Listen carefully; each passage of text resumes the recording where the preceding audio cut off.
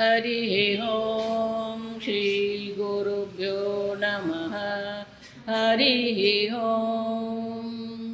ॐ पार्थाय प्रतिबोधितां भगवता नारायणेन स्वयं व्यासेन ग्रथितां पुराणमुनिना मध्ये महाभारतम् अद्वैतामृतवर्षिणीं भगवतीम् अष्टादशाध्यायिनीम् अम्ब त्वामनुसन्दधामि भगवद्गीते भवद्वेषिणीम् नमोऽस्तु देव्यासविशालबुद्धे पुल्लारविन्दायतपात्रनेत्र येन त्वया भारततैलपूर्णः प्रज्वालितो ज्ञानमय प्रदीपः प्रपन्नपारिजाताय स्तोत्रवेत्रैकपाणये ज्ञानमुद्राय कृष्णाय गीतामृतदुहे नमः। सर्वोपनिषदो गावः दुग्धा गोपालनन्दनः पार्थो वत्ससुधीर्भोक्ता दुग्धं गीतामृतं महत् वसुदेवसुतं देवं कंसचाणूरमर्दनं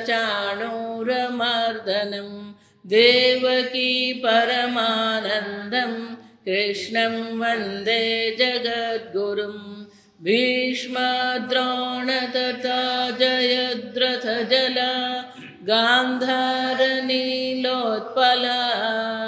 शल्यग्राहवती कृपेण वहने कर्णेन वेलाकुला अश्वत्थामविकर्णघोरमकरा दुर्योधनावर्तिनी सोत्तीर्णा खलु कैवर्तकः केशवः पाराशर्यवचः सरोजममलं गीतार्थगन्धोत्कटं नानाख्यानककेसरं हरिकथा सम्बोधनाबोधितं लोके सज्जनषट्पदैरहरः पेपीयमानं मुदा भूयाद्भारतपङ्कजं कलिमल प्रध्वंसिन श्रेयसे मूकं करोति वाचालं पङ्गुं लङ्घयते गिरिं यत्कृपातमहं वन्दे परमानन्दमाधवम् यं ब्रह्मा वरुणेन्द्ररुद्रमरुतः स्तुन्वन्ति दिव्यैस्तवैः वेदैः साङ्गपदः क्रमोपनिषदैः गायन्ति यं सामगाः ध्यानावस्थिततद्गतेन मनसा पश्यन्ति यं योगिनः यस्यान्तं न विदुःसुरासुरगणाः देवाय तस्मै नमः। ॐ सहना भवतु सहनौ भुनक्तु सह वीर्यं करवावहै तेजस्विनावधीतमस्तु मा विद्विषावहै। ॐ शान्ति शान्ति शान्तिः। दण्डो दमयतामस्मि नीतिरस्मि जिगीषताम् मौनं चैवास्मि गुह्यानां ज्ञानं ज्ञानवतामहम्। कवीनाम् उशना कविः मुनीनामप्यहं व्यासः। આગળ અનેક પ્રકારના પદાર્થોની ચર્ચા કરી. પર્વતાનામ હિમાલય, શ્રોષસાનામ જાહ્નવી. પછી વ્યક્તિઓની ચર્ચા કરી. જાવ સમજ. પાંડવાનામ ધનંજય, વૃષ્ણિનામ વાસુદેવ. ભગવાન અલગ અલગ પ્રકારની વિભૂતિ દર્શાવે છે, આ સમજવા. હવે ભગવાન ગુણ બતાવે છે, આ સમજ. 4 ગુણની ચર્ચા ભગવાન કરે છે. દંડ દમયતામસ્મિ, નીતિ જિગીષતામ, મૌનમ ચૈવાસ્મિ ગુહ્યાનામ, જ્ઞાનમ જ્ઞાનવતામહમ. 4 વસ્તુ છે: દંડ, નીતિ, મૌનમ અને જ્ઞાનમ. ભગવાન કહે છે આ 4 વસ્તુઓ હું છું. દંડ હું છું, જ્ઞાન હું છું, મૌનમ હું છું, નીતિ હું છું. દંડ કોને કહેવાય? એટલે શંકરાચાર્યજી કહે છે દમયતામ દમયિતॄણામ અદાંતાનામ દમકારણમ. દમઃ આપણે જોઈ ગયા. દમઃ કોને કહેવાય? બાહ્ય ઇન્દ્રિય નિગ્રહ દમઃ. તત્વબોધમાં આપણે ભણ્યા. આપણી 5 કર્મેન્દ્રિય અને 5 જ્ઞાનેન્દ્રિયો પર આપણું પોતાનું નિયંત્રણ હોય અને શું કહેવાય? દમઃ. દમયિતॄણામ. દમયિતૃણામ એટલે શું છે? જે દમન કરનાર. એટલે શંકરાચાર્યજી અહીંયા બહુ વિશેષ કહેતા નથી, આ સમજો. દમન કરનારાઓ જે છે, દમન કરનારા એટલે શું છે? જે ઇન્દ્રિયોને બહિર્મુખ છે અને ઇન્દ્રિયોથી અનેક પ્રકારના ભોગ કરનારાઓ છે.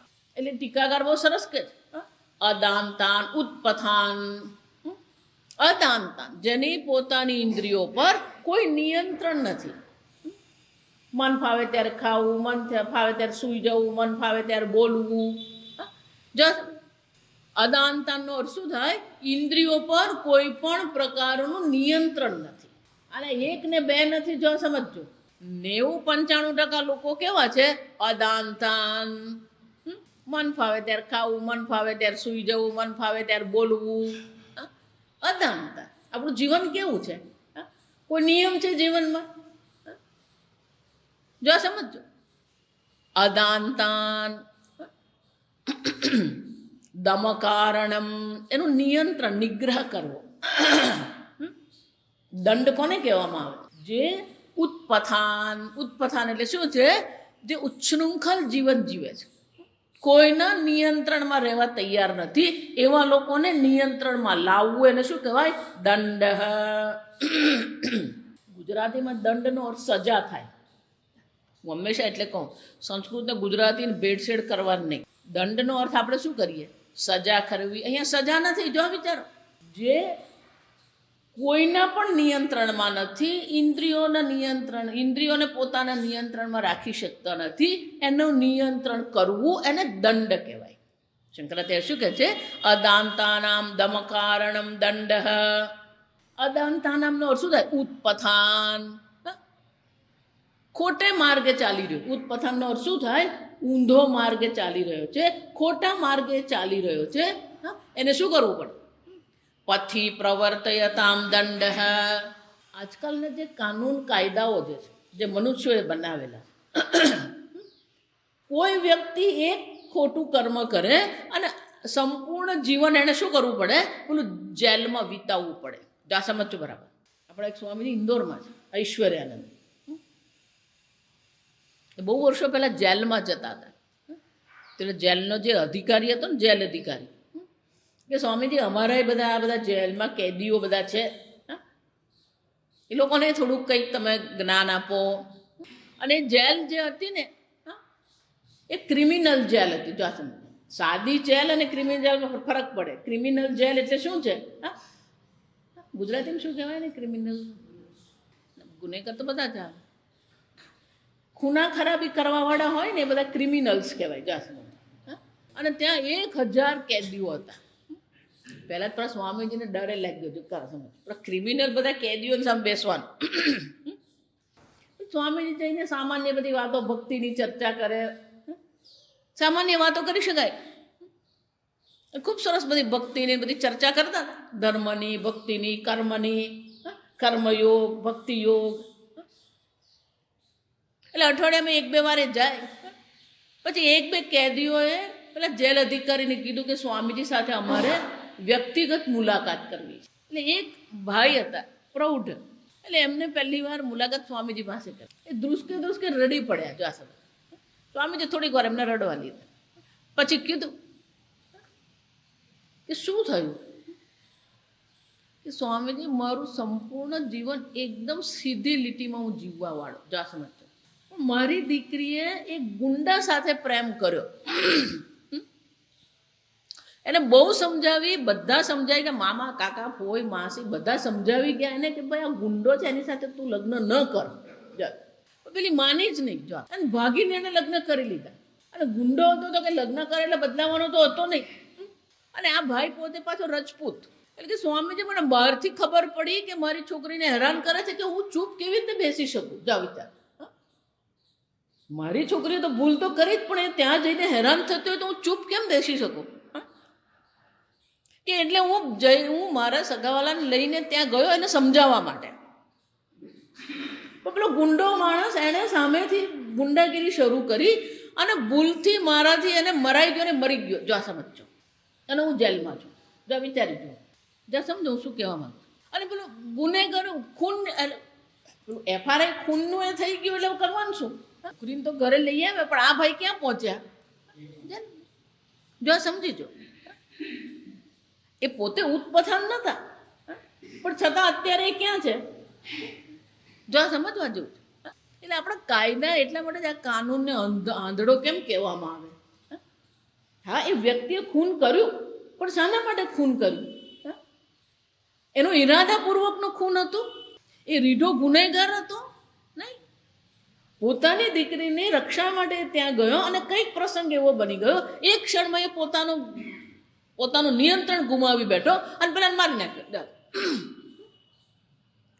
આવા કેટલાય, જો સ્વામીજી મને કહેતા હતા કે 60-70% કેદીઓ આવા જ છે બધા. એક ક્ષણ માટે પોતાના પરથી નિયંત્રણ ગુમાવી બેસે અને પછી એને શું કરવું પડે? દંડ, સજા આપણે કરીએ. એટલે સંસ્કૃતમાં દંડનો અર્થ બહુ સરસ કર્યો. જે ખોટા માર્ગે ગયો છે એને યોગ્ય માર્ગ પર વાળવો એને દંડ કહેવાય. અદાંતાનામ ઉત્પથાન પથી પ્રવર્તયતા. એને યોગ્ય માર્ગ પર વાળવો, પ્રવર્તયતા એટલે એને પ્રેરણા આપવી. યોગ્ય માર્ગ પર ચાલવા માટેની એને પ્રેરણા આપવી, એને દંડ કહેવામાં આવે. એને ભલે આજીવન કેદ આપી દીધો એ દંડ નથી. જો સમજો, અદાંતાનામ ઉત્પથાનામ, આ સમજો. એટલે ભગવાન કહે છે હું દંડ છું, એનો અર્થ શું થયો? અહમ ઉત્પથ પ્રવૃત્તો નિગ્રહ હેતુ દંડ. હું દંડ છું. કેમ? જે ખોટા માર્ગે ચાલી રહ્યો છે, ઉલટા માર્ગે ચાલી રહ્યો છે, એને ત્યાંથી અટકાવીને યોગ્ય માર્ગ પર લાવવું એને દંડ કહેવાય. જો આ વિચાર, એનો અર્થ શું થયો? જો આપણે ત્યાં આજકાલ બધું ચાલી રહ્યું છે, કિરણ બેદી આવ્યા ને પછી ઘણા બધા ફેરફાર થઈ ગયા કે એ લોકોની પાસે બધી પ્રવૃત્તિઓ કરાવવામાં આવે. જેલમાં શું કરાવવામાં આવે? પ્રવૃત્તિઓ. પ્રવૃત્તિ નહીં, એ જેલમાં કોલેજ ચાલે. જો આ સમજજો, એ લોકોને ભણાવવામાં આવે છે. એ લોકો BA થાય ને MA થાય. જો આ વિચાર, કોઈ કારણસર કાયદાની દ્રષ્ટિએ ગુનેગારે ઠરી ગયો, એને 10 વર્ષ જેલમાં કાઢવાના છે. પહેલાના જમાને પેલો જેલમાં ગયો એટલે આપણને શું બતાવે? પેલો પથ્થર તોડતો હોય. હા, નહીં. એ લોકોને શું કરાવવું પડે? આપણે કોઈક યોગ્ય માર્ગ પર લઈ જવા માટેની પ્રવૃત્તિ કરાવવી પડે. અને એટલે કહે છે ખરેખર એને ફક્ત અટકાવવાનો જ છે એમ નહીં. પછી પ્રવર્તયતામ, આમ ખોટા માર્ગે જતા એને અટકાવવું અને યોગ્ય માર્ગ પર લઈ જવા માટેનો પ્રયત્ન કરવો એને દંડ કહેવાય. જો સમજો, નવસારીમાં તમે જુઓ ને તો પેલી નવસારીની જેલ છે ને, ત્યાં પેલી બેકરી ચાલે છે. બધા સવારના પોરમાં જાઓ, બધા ત્યાંથી બેકરીથી બિસ્કિટ લેતા હોય. એ લોકોને આપણે કંઈક પ્રવૃત્તિઓ પોઝિટિવ કરાવીએ. આમ દમયિત્રુનામ એટલે દમન કરનારાઓ જે છે, રાજાદી નામ, આ કોનું કામ છે? રાજાઓ છે, કોર્ટ છે, ન્યાયાધીશ છે, આ બધાનું કામ છે. પણ ફક્ત દંડ આપવો, સજા કરવી એ નહીં. આમ બે વસ્તુ છે. એને ખોટા માર્ગે જતા અટકાવવું અને યોગ્ય માર્ગદર્શન કરીને યોગ્ય માર્ગ પર વાળવું. કેમ કે 10 વર્ષ એ જેલમાં રહ્યા પછીનું જીવનમાં એ શું કરશે? આ ખાલી તમને એક દાખલો મેં આપ્યો કે એ ભાઈ ખાલી આવેશમાં આવીને એને શું કર્યું. અને એટલે દંડ શું કહેવાય? ઉત્પથાન પથી પ્રવર્તયતામ. કેમ? યેન અસંયતા અપી સંયતા ભવંતી. જેને કારણે જે પોતાના ઇન્દ્રિયો પર નિયંત્રણ કરી શકતો નથી એ ઇન્દ્રિયોનું નિયંત્રણ કરતા શીખે છે. અસંયતા સંયતા અપી ભવંતી. જેણે આવેશમાં આવીને કર્મ કરનારો છે એ પછી સમજી વિચારીને કર્મ કરનારો બને. આમ જેલમાં ફક્ત એને સજા કરવી એવું નથી, એને સુધારવાનો પણ શું કરવામાં આવે? પ્રયત્ન કરવાનો. જો આગળ મેં કહ્યું કે અમેરિકાની જેલમાં એ લોકો શું કરતા હોય, એમાં પણ તે પેલા રીઢા ગુનેગારો હોય ને, અનેક પ્રકારના ખૂન કરનારા હોય. અમેરિકામાં અને અન્ય દેશોમાં, આપણા દેશોમાં શરૂ થઈ ગયું છે કે આવા જે રીઢા ગુનેગારો હોય ને, અનેક પ્રકારની ચોરી કરનારા અને લૂંટફાટ કરનારા, ખૂન કરનારા હોય, એ લોકોને સજાની જેલમાં જવાની જરૂર નથી. એ લોકોને મનોચિકિત્સકની જરૂર પડે કે એ લોકો આવું કેમ કરી રહ્યા છે, એની પાછળનું કારણ શું છે. જો તમે એની પાછળનું કારણ તમે દૂર નહીં કરો તો પછી એનો સ્વભાવ બદલાશે નહીં. તો શું થવાનું? એને યોગ્ય માર્ગે વાળવું પડે, એને યોગ્ય માર્ગે જવા માટેનું માર્ગદર્શન કરવું પડે. આપણે ફક્ત જેલમાં મૂકી દીધો એ નહીં. જો સમજો, જો આગળ જોઈ ગયા આપણે ભગવાનના અવતારમાં પણ આપણે જોયું, પરિત્રાણામ સાધુનામ વિનાશાય ચ દુષ્કૃતામ. ભગવાન શું કહે છે? પરિત્રાણાય સાધુનામ. જે સાધુ પુરુષ છે, સાધુ કોને કહેવામાં આવે? જો આ સમજો, આ તિલક કરે, માળા પહેરીને કેસરી કપડાં પહેરે એટલે સાધુ નહીં કહેવાય.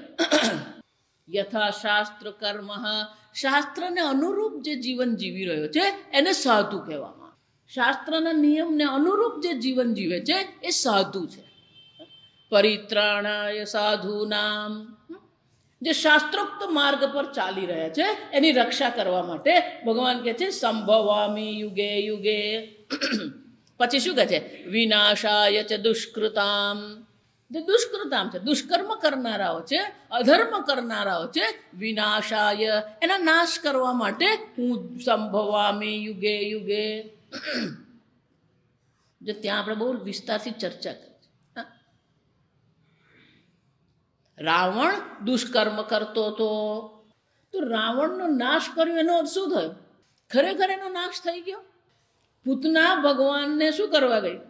ઝેર પીવડાવવા ગઈ, ભગવાન એનો નાશ કર્યો.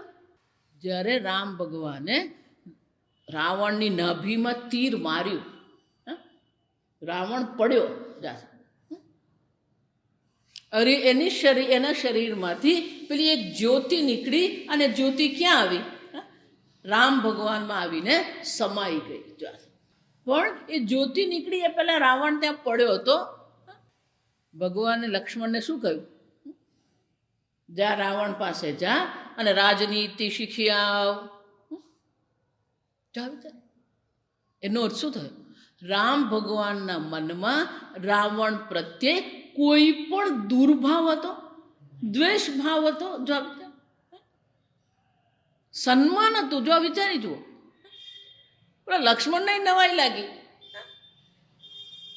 પહેલા તો લક્ષ્મણે રામ ભગવાન સામે જોયા કર્યું એટલે રામ ભગવાન કે જા જા ગયો. પેલો રાવણ બોલ્યો જ નહીં એટલે પાછો આવ્યો. એટલે કે તો બોલતો નથી ભગવાન, તો કે એને ગુરુ સ્વીકારે, એના ચરણ પાસે જા, પ્રણામ કર તો એ તને ઉપદેશ કરશે. એ બ્રાહ્મણ છે. બ્રાહ્મણા નિતરામ ગુરુ. બ્રાહ્મણ કોણ છે? નિત્ય ગુરુ છે. ગયો. રાવણે પણ કોઈ પણ પ્રકારના દુર્ભાવ વગર એ નીતિશાસ્ત્ર એને ભણાવ્યું. આપણે જે બધા રાગદ્વેષમાં પડ્યા છે ને, આજકાલના કથાકારો જે બધા રાગદ્વેષ ઉત્પન્ન કરે છે, રામ ભગવાનના મનમાં રાવણ પ્રત્યે કોઈ નકારાત્મક ભાવના જ નથી. પણ આજકાલના કથાકારો પેલા રાવણને એવી રીતે, આપણી દેશી ભાષા કેમ તો એવી રીતે ચિત્રે ને. ભગવાન શું કહી ગયા? સર્વભૂતાત્મા, સર્વભૂતોનો આત્મા હું જ છું અર્જુન. તો રાવણનો આત્મા પણ કોનો આત્મા છે? સદામ હુસેનનો આત્મા એ કોનો છે? દાઉદ ઇબ્રાહીમનો આત્મા એ કોનો છે? એને દુષ્કર્મ કર્યું. જો આ સમજો, પણ દુષ્કર્મ કર્યું એને માટે જ્યારે એને દંડ આપવામાં આવે, ખરેખર એનો નાશ કરવામાં આવતો નથી. હું એટલે હંમેશા કહું, કથા એક વસ્તુ છે ને વેદાંત બીજી વસ્તુ છે. રાવણે દુષ્કર્મ કર્યું, એનું ફળ ભગવાને એને આપ્યું, અને દંડ કહેવાય. અને કથા પ્રમાણે તો રાવણ કોણ હતો? જય અને વિજય. મહાત્માના બ્રહ્મજ્ઞાનીઓનું અપમાન કર્યું, એના ફળ રૂપે શું થયું? એ રાવણ બન્યો. 3 વાર શું કરવું પડ્યું? અસુર યોનિ ધારણ કરી ફરીથી પાછા કોણ બની ગયા? જય અને વિજય. જો એટલે વારંવાર તમે એમ માનતા હોય કે હું અધર્મ કરું છટકી જાઉં, કોઈ છટકે નહીં. પેલો જય વિજય નહીં છટકે, તમે ક્યાંક છટકવાના? ફક્ત એમણે તો સનાદિ કુમારના 4 કુમારોને શું કર્યું? વૈકુંઠ લોકમાં પ્રવેશ કરતા અટકાવ્યા, બીજું કશું કર્યું નહીં. પણ એના ફળ સ્વરૂપે શું કરવું પડ્યું? 3 વાર અસુર યોનિ ધારણ કરી. ભીષ્મ પિતામહ, જો સમજો, બાણ સૈયા પર સૂવું પડ્યું. ઉત્તરાયણ આવી ત્યાં સુધી બાણ સૈયા પર શું કરવું પડ્યું? સૂવું પડ્યું. આપણે તો એક આંગળીમાં કાંટો વાગ્યો હોય ને, રાત્રે ઉઠીએ ત્યારે પેલી આંગળી જ જોતા હોઈએ. કેટલાય અર્જુનના તીર શરીરમાં પડ્યા હતા, અને બાણ સૈયા પર ભીષ્મ પિતામહને સુવડાવવામાં આવ્યા. કેવી પીડા થતી હશે વિચારી તો જુઓ. અને એમણે નિર્ણય કર્યો હતો, ઈચ્છા મૃત્યુ હતું. ઉત્તરાયણ આવે નહીં ત્યાં સુધી હું શું કરીશ? બાણ સૈયા પર રહીશ. એમની પીડા સહન કરવાની જે સહન શક્તિ છે, પણ ક્યારેક સહન શક્તિની મર્યાદા આવે. એટલે ભગવાન શ્રી કૃષ્ણ ત્યાં ઊભા હતા. ભીષ્મ સ્તુતિ છે. જો જ્યારે ભગવાન શ્રી કૃષ્ણ એમની પાસે બાણ સૈયા પાસે ગયા ત્યારે એમની સ્તુતિ છે, ભીષ્મ સ્તુતિ છે. ત્યારે ભગવાનને વિનંતી કરી કે ભગવાન, જો આને જ કહેવાય ભક્ત, કે ભગવાન જ્યાં સુધી મારું આ શરીર નહીં છૂટે ત્યાં સુધી આ પિતાંબર લહેરાવતા મંદ સ્મિત સાથે તમે અહીંયા જ ઊભા રહેજો. કેમ? આ મંદ સ્મિત સ્વરૂપ તમારે હું દર્શન કરતો રહીશ તો આ બાણની પીડાઓ મને હેરાન નહીં કરે. પણ તો પણ આ પીડા ક્યારેક તો શું કરવાની? એટલે એમણે પછી ભગવાનને પૂછ્યું કે ભગવાન, જો એવું કહેવાય છે મહાભારતનો ઇતિહાસ જે છે એમાં આ બધા વર્ષોની ગણતરી કરીએ તો ભીષ્મ પિતામહ જ્યારે બાણ સૈયા પર હતા ત્યારે ઓછામાં ઓછા 130 વર્ષ એમની ઉંમર હોવી જોઈએ. એમણે બહુ સરસ કહ્યું કે હે કૃષ્ણ, હું આટલા વર્ષોથી જીવન જીવ્યો છું, મને એવું ક્યારેય યાદ નથી મેં કોઈ અધર્મ કર્યું હોય. તો પછી આટલી બધી પીડાવાળું આ કર્મફળ મને મળ્યું કેમ? આગળ આપણે જોઈ જ ગયા. ત્યારે કૃષ્ણ ભગવાને કહ્યું કે તેમાં યુવાન હતા, મા ગંગા પાસે રહેતા હતા, અસ્ત્ર શસ્ત્ર વિદ્યા શીખતા હતા. ત્યારે એકવાર ઘોડા પર સવાર થઈને તમે જંગલમાંથી પસાર થતા હતા અને પેલી પગદંડી પર સાપ પડ્યો તો તમને એમ થયું કે તમારી પછી પાછળ કોઈક આવું ઘોડા પર આવશે કે રથ આવશે અને સાપને શું કરશે? મારી નાખશે. એટલે તમે શું કર્યું? સાપને શું કર્યો? એ રસ્તા પરથી હટાવ્યો. પણ હટાવવા માટે શું કર્યું? તમે ઘોડા પરથી ઉતરા નહીં, પેલું તીર લીધું અને તીર પર સાપને લઈને શું કર્યું? આમ બીજી બાજુ તમે રસ્તાની બાજુ પર એને ફેંકી દીધું. પણ તમે જોયું નહીં કે સાપ ક્યાં પડ્યો. આટલો જ વાંક ભીષ્મ પિતામહનો. ઘોડા પરથી ઉતરા નહીં અને ક્યાં પડ્યો ને એ જોયું નહીં. એ સાપ કાંટાળી ઝાડી પર પડ્યો અને સાપ પાસે હાથ પગ નથી, એટલે શું થયું? એ ઝાડીમાં એમ જ પડી રહ્યો અને અનેક કીડીઓ અને જંતુ આવીને સાપને શું કર્યું? એ સાપને પેલી કાંટાળી ઝાડી પર સૂવું પડ્યું. એ તમારું અહીંયા શું થઈ રહ્યું છે? આ કર્મફળ તમને. અધર્મ કર્યો પણ એટલે માણસ ખોટો નથી. જો આ સમજો. હું હંમેશા એટલા માટે કહું કે દરેક વ્યક્તિનું સન્માન કરતા શીખીએ. નાનું બાળક હોય ને એનું આપણે સન્માન કરીએ. એ પણ એક વ્યક્તિ છે, એનું કર્મ ખોટું હશે પણ વ્યક્તિ ખોટી નથી. જો આ સમજો. દંડ એટલે આપણે સામાન્ય રીતે આપણે આજકાલના જે આ મનુષ્યના બનાવેલા કાનૂન કાયદાઓ જે છે ને એ પેલો માણસ પર પેલો સિક્કો જ મારી દે, આ ખોટો છે, આ ગુનેગાર છે. લેબલિંગ છે. જો વિચાર, અંગ્રેજીમાં શું કહેવાય એને? લેબલિંગ. એના પર પેલો સિક્કો, આપણે ગુજરાતીમાં શું કહે? પેલો સિક્કો મારી દીધો, આ ચોર છે. આ ખૂની છે. કોઈને ચોર કે ખૂની કહેવાનો આપણને શું હક છે? દંડ આપવો એટલે શું? વિનાશ કરવો એટલે શું? એણે જે કર્મ કર્યું એને કર્મફળ આપીએ, પણ પછી એના પર કાયમને માટે એને ચોર બનાવી દેવાની જરૂર નથી. જો હમણાં 2-3 વર્ષ પહેલાં જ નવસારીમાં એક બા અને એની પુત્ર બધું ઘરે એકલા હતા. કેટલાક યુવાનો પેલો શું કહેવાય એને, બુકાની પેલો બુકાની પહેરીને ગયા. જો આ 4-5 છોકરાઓ હતા, જુવાન છોકરાઓ. પેલી પુત્ર વધુ ગર્ભવતી હતી. એટલે આ લોકો એને શું કર્યું, પેલી રૂમમાં પૂરી દીધી.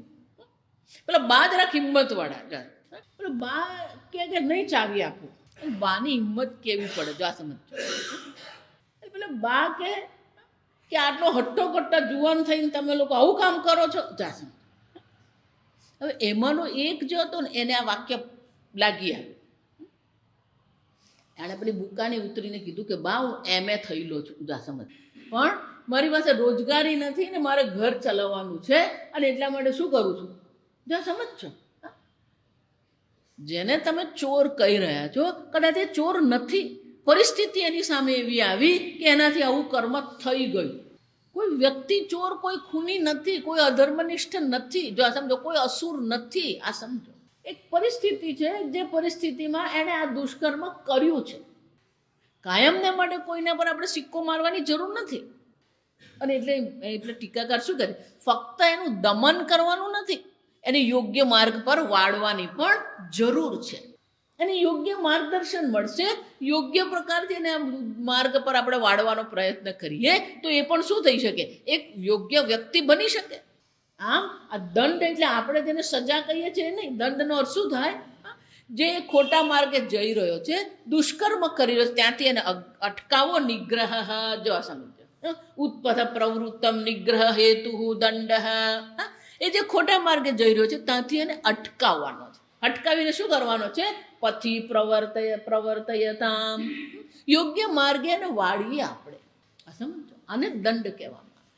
ખોટા માર્ગે જતા અટકાવવું અને યોગ્ય માર્ગ પર લઈ જવું, અને દંડ કે આ સંસ્કૃતમાં. ગુજરાતીમાં તો દંડ એટલે સજા જ છે. આ સમજો, દંડ દમયતામસ્મી. ભગવાન કે છે આ દંડ હું છું. એનો અર્થ શું થયો, ભગવાન સર્વને અધર્મ કરતા અટકાવે છે અને ધર્મના માર્ગ પર લઈ જાય. દુષ્કર્મ કરતા અટકાવે અને સત્કર્મ કરાવે. આને દંડ કહેવામાં આવે. ભગવાન કે છે એ દંડ હું છું. નીતિ જિગીષતામ, નીતિ, નીતિ ન્યાય ધર્મસ્ય જય ઉપાયસ્ય કારણમ પ્રકાશક. નીતિ, નૈતિકતા. આપણે ગુજરાતીમાં એને શું કહીએ, નીતિ એટલે નૈતિકતા. મનુષ્યને કર્મ કરવાની સ્વતંત્રતા છે. કર્મણી એવ તવ અધિકાર. કર્મ કરવાની સ્વતંત્રતા છે, અને એટલા માટે એની પાસે 2 વસ્તુ છે. તો આ સમજો બરાબર. એક ધાર્મિક જીવન છે, બીજું નૈતિક જીવન છે. ધાર્મિક જીવન એટલે શું છે, ઈશ્વરની ભક્તિ કરીએ, પૂજા કરીએ, પાઠ કરીએ, જપ કરીએ, યજ્ઞ કરીએ, તપ કરીએ, શું કહેવાય, ધાર્મિક જીવન છે. પણ એની સાથે સાથે શું હોવું જોઈએ, નૈતિક જીવન પણ આવશ્યક છે. નૈતિક જીવન એટલે કે જીવનના સામાન્ય ધર્મ. કર્મ કરવાની સ્વતંત્રતા છે, તો સ્વતંત્રતાની સાથે સાથે આ સામાન્ય ધર્મ પણ છે. સામાન્ય ધર્મ કોને કહેવાય, સત્યમ વદ ધર્મમ ચર. સત્ય, અહિંસા, શૌચ, તપ, સ્વાધ્યાય. સામાન્ય ધર્મ. સામાન્ય ધર્મ એટલે કે વૈશ્વિક ધર્મ. સ્વામીજીને કહેતા યુનિવર્સલ લોઝ. સામાન્ય ધર્મનો અર્થ શું થાય, જે વૈશ્વિક છે. વૈશ્વિકનો અર્થ શું થાય, દરેક મનુષ્યને એક સમાનપણે લાગુ પડે. જાશે ધાર્મિક જીવનમાં હું કૃષ્ણ ભગવાનનો ભક્ત અને તું શિવનો ભક્ત, જો આ વિચાર. પણ નૈતિક જીવન જે છે એ કેવું છે, બધાને માટે એક સમાન છે. એવું નથી ભારતમાં સત્ય બોલવું છે ને અમેરિકામાં અસત્ય બોલવું છે. સત્ય, અહિંસા, શૌચમ, સ્વચ્છતા, આંતર બાહ્ય. આપણે ત્યાં રોજ આપણે નાવાનું, અમેરિકામાં રોજ નાવાનું નથી, એવું છે. ચોરી ન કરવી, અમેરિકામાં ચોરી કરે તો ચાલે, ઓસ્ટ્રેલિયામાં ચોરી કરે તો ચાલે, એવું છે. આ નૈતિક જીવન છે દરેક મનુષ્યના જીવનમાં જેની આવશ્યકતા છે. એને શું કહેવાય? નીતિ. નૈતિક જીવન. કળિયુગમાં મુશ્કેલી ક્યાં છે? જો વિચાર, કળિયુગની વિશેષતા શું છે? ધાર્મિક જીવન તો બહુ છે કળિયુગમાં. પૂજા ને પાઠ ને મંદિર ને ધર્મ ને કુંભ મેળામાં જાઓ ને તો બધું ખબર પડી જાય કેટલું ધાર્મિક જીવન છે. મહાશિવરાત્રિ આવે એટલે જોવાનું. ધાર્મિક જીવનની ખોટ નથી કળિયુગમાં. કળિયુગમાં જે ખોટ છે કોની છે? આ નૈતિક જીવનની. એટલે પેલા ધર્મના 4 પગ કહે ને, સત્ય, તપ, અહિંસા. કળિયુગમાં જે અઘરું છે ને, ધાર્મિક જીવન અઘરું નથી, આ નૈતિક જીવન અઘરું. નૈતિક રીતે જીવવું બહુ અઘરી વસ્તુ છે કળિયુગમાં. તમે ગમે એટલા સીધી લીટી પર ચાલવા માંગતા હોય, સ્વામીજી કે ભલે એવો નિયમ છે કે ગાડી ડાબી બાજુ ચલાવવી, જા વિચાર. એટલે આપણે તો ગાડી ડાબી બાજુ જ ચલાવવાના હોઈએ, પણ સામે વાળો તો ડાબી બાજુ આવે તો આપણે શું કરવું પડે? આપણે તો સીધી લીટીમાં જ ચાલવા માંગીએ છીએ. નૈતિક જીવન અઘરું છે.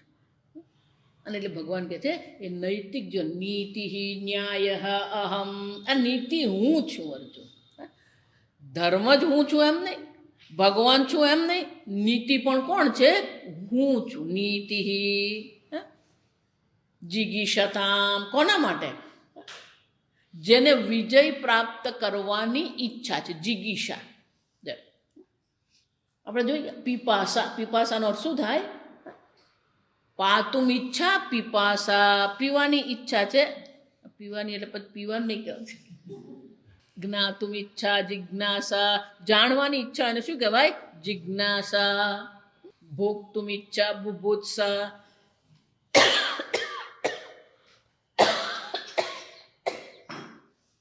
એ જ રીતે શું છે?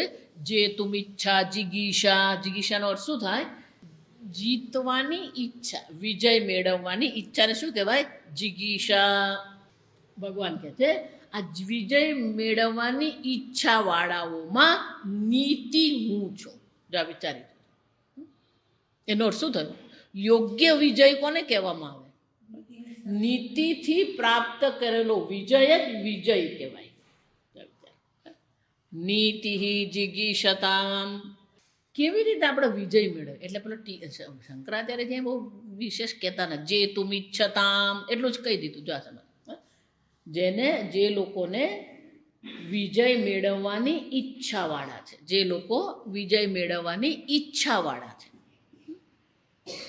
અને ટીકાકાર બહુ સરસ કહે છે, નીતિ ન્યાય ધર્મસ્ય જય ઉપાયસ્ય પ્રકાશક નીતિ.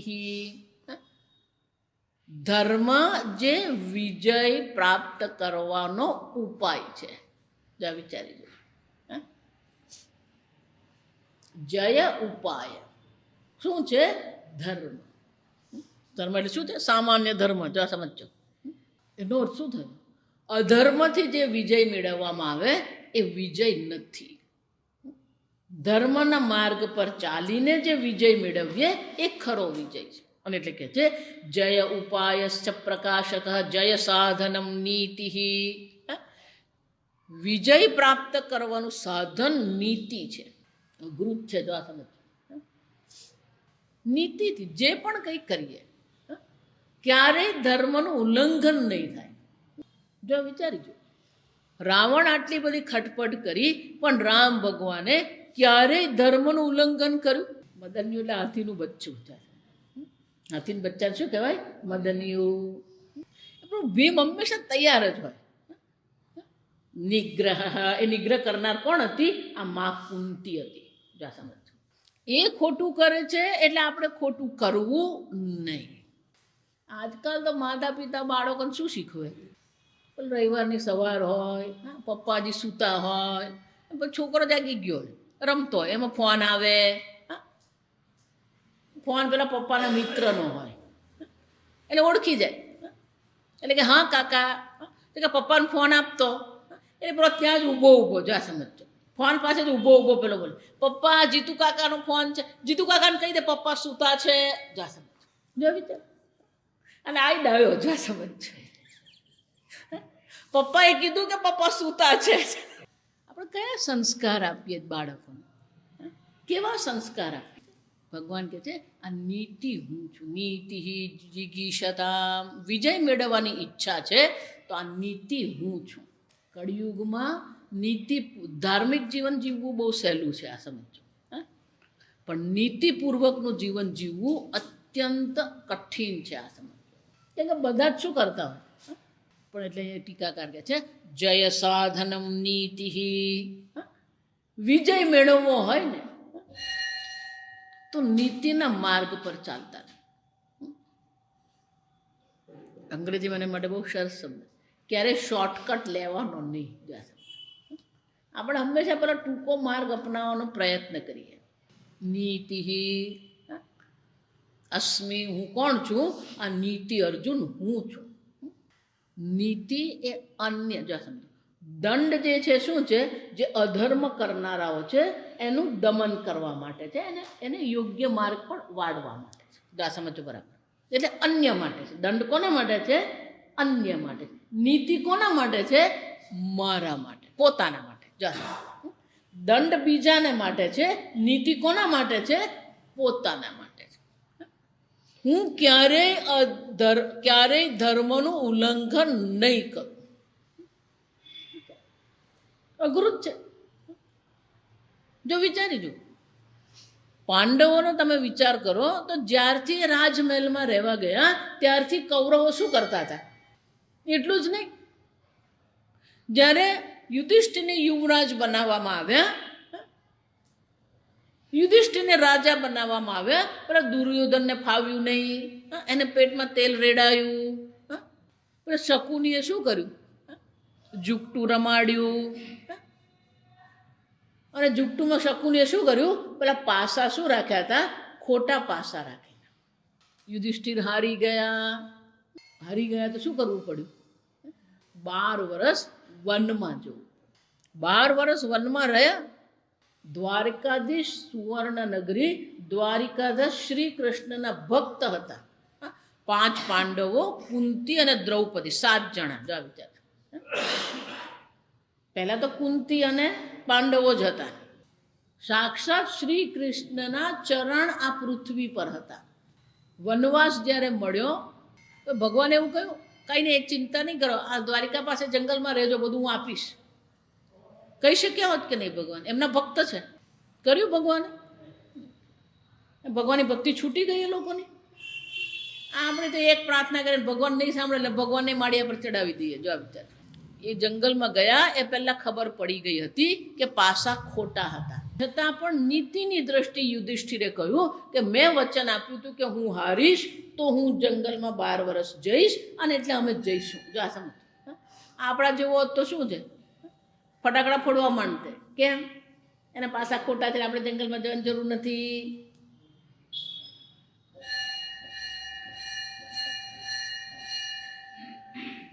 એટલે નીતિને માર્ગે રહેવું હોય ને તો રામ ભગવાનની જેમ 14 વર્ષ વનમાં જવું પડે, અને યુધિષ્ઠિરની જેમ 12 વર્ષે વનમાં જવું પડે. અઘરું જ છે, પણ ભગવાન શું કહે છે? એ નીતિ હું છું. એનો અર્થ શું થયો? જેટલું આપણું જીવનમાં નીતિ હશે એટલા જ આપણે ભગવાનની સમીપ છીએ. કેમ? કારણ કે નીતિ કોણ છે? ભગવાન સ્વયં છે. ભગવાન કહે છે આ નીતિ હું છું. એનો શું થયો? ભગવાનની નજીક રહેવું હોય તો શાની જરૂર પડે? આ નીતિની જરૂર. જેટલું આપણા જીવનમાં નીતિ હશે, જેટલી નૈતિકતા હશે, એટલા જ આપણે ભગવાનની સમીપ હોઈશું. કારણ કે નીતિ ભગવાનની શું છે? વિભૂતિ છે. આગળ આપણે આવતીકાલે. ઓમ સ્વસ્તિ પ્રજાભ્યઃ પરિપાલયન્તાં ન્યાયેન માર્ગેણ મહિં મહિષાઃ ગોબ્રાહ્મણેભ્યઃ શુભમસ્તુ નિત્યં लोका समस्ता सुखिनो भवन्तु काले वर्षतु पर्जन्यः पृथिवी सस्यशालिनी देशोऽयं क्षोभरहितः ब्राह्मणाः सन्तु निर्भयाः ॐ सर्वेषां स्वस्तिर्भवतु सर्वेषां शान्तिर्भवतु सर्वेषां पूर्णं भवतु सर्वेषां मङ्गलं भवतु सर्वे भवन्तु सुखिनः सर्वे सन्तु निरामयाः सर्वे भद्राणि पश्यन्तु मा कश्चित् दुःखभाग् भवेत् असतो मा सद्गमय तमसो मा ज्योतिर्गमय मृत्योर्मा अमृतङ्गमय ॐ पूर्णमदः पूर्णमिदं पूर्णात् पूर्णमुदच्यते पूर्णस्य पूर्णमादाय पूर्णमेवावशिष्यते ॐ शान्ति शान्ति शान्तिः हरिः ॐ श्रीगुरुभ्यो नमः हरिः ॐ।